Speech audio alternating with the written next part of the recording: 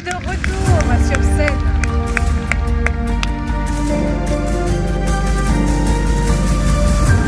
Voilà, Pierre, dont on a déjà parlé avec Catherine tout à l'heure, la presse, elle connaît de profonds changements, elle se transforme.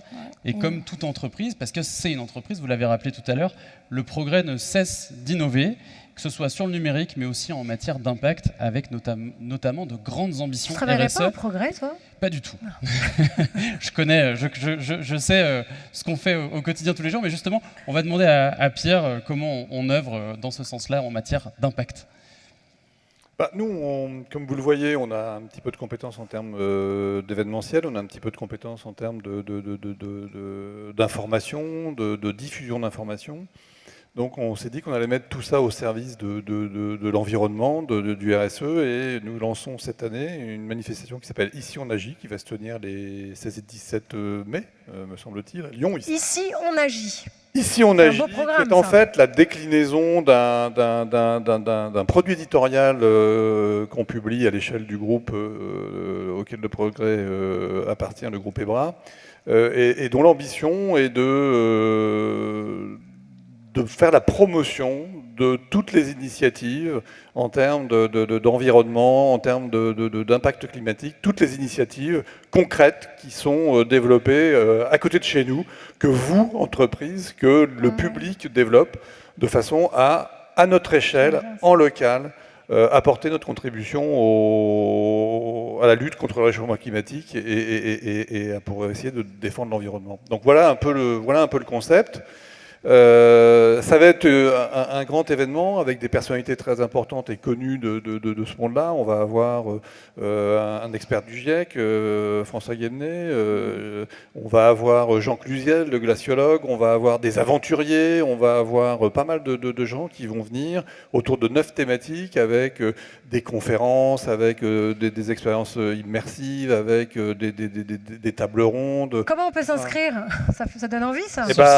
Sur le site internet, et puis surtout avec vous tous. On a la ville de Lyon qui nous accompagne, on a l'Office de la biodiversité, on a Danone, on a pas mal de grandes institutions et de grands groupes derrière nous, mais on a surtout besoin de vous. Parce que là, quand je vois l'entreprise qui fait des vannes pour l'eau, on est tout à fait là-dedans, les économies d'eau, comment on travaille ces sujets-là. Donc on a besoin que vous veniez nous rejoindre pour témoigner de vos expériences et témoigner concrètement ce que vous, nous, le territoire fait pour lutter sur une cause comme celle-là. Et bien sûr, on a toutes les infos sur Ici on agit, toutes les semaines dans le progrès, donc il faut acheter le progrès. Pierre, je vous laisse nous révéler le nom de la success story numéro 6, qui est... Alors, la lauréate est la Rosée Cosmétique, représentée par Colline Bertrand, sa cofondatrice. Bravo. Colline, d'ailleurs, et la Rosée qui sont présents sur Ici on agit et qui sont des partenaires très importants et qui nous aident à faire bouger les lignes. Merci beaucoup. Bonsoir Colline. On est très heureux de t'accueillir sur scène. Je suis très heureuse aussi, merci. La Rosée n'arrête pas de remporter des prix, mesdames et messieurs. Le prix Bold de Veuve Clicquot, entre autres, qui est assez récent, qui récompense cette audace qui est la tienne et celle de ta cofondatrice, bravo. Et moi, ce que je voulais quand même dire, c'est qu'en 10 ans, vous êtes quand même passé de 0 à 85 millions d'euros de chiffre d'affaires. Je crois que ça mérite un énorme applaudissement, quoi. Ça fait rêver. Et, mets-toi, avance-toi un petit peu. Moi, il y a beaucoup d'entrepreneurs qui viennent me pitcher, notamment des gens qui sont dans ton univers de la cosmétique. Et quand on me dit « je voudrais lancer un nouveau produit de soins ou de beauté », je me dis « n'y allez pas, quoi.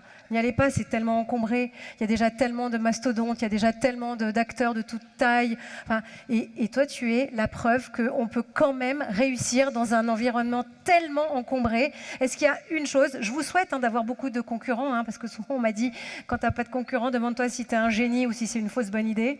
Maintenant, en l'occurrence, tu avais beaucoup de concurrents. Qu'est-ce qui a fait la différence pour la Rosée ?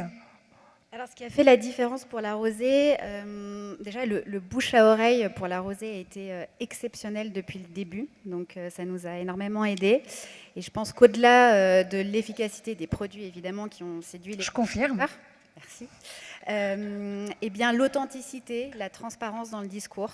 ont été vraiment un facteur clé de succès parce que quand on s'est lancé il y a 10 ans, on parlait beaucoup moins de produits sains, naturels, éco-responsables. Vous étiez des pionnières, en fait, Voilà. sur ce Et, sujet. en fait, on était à l'aube d'une révolution dans les cosmétiques dont on a été les précurseurs. Oui.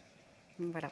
C'est génial. Ça a vraiment été il y a 10 ans, quand on parle. Et ça vous est venu on met comment dans les produits. de sentir ça, cette tendance avant les autres?